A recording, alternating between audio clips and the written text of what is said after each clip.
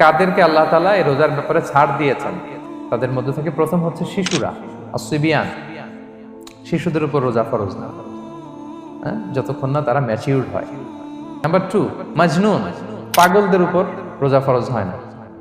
যারা পাগল তাদের উপর ফরজ হয় না।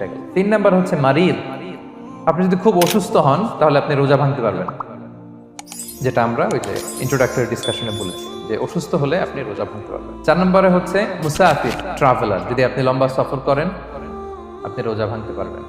এটা ন্যূনতম সীমা হচ্ছে 48 মাইল। তাই বলে কেএল থেকে পেনাং যাচ্ছেন আর রোজা ভেঙে ফেললেন, এটা করা যাবে না। আবার 5 নম্বরে যাদেরকে এক্সাম্পশন দেওয়া হয়েছে ওটা আমি আয়াতে বলেছি, আরবিতে এদেরকে বলে আল হারাম, মানে very old man or women, খুবই বয়োবৃদ্ধ, অতিবৃদ্ধ মানুষ, 100 বছর 105 বছর এরকম আমাদের কিছু মুরব্বীরা আছে না, ওনাদেরকে খাবার দিলে খেতে পারে না, কাউকে চিনে না, ওনাদের জীবনের স্বাদ আল্লাহ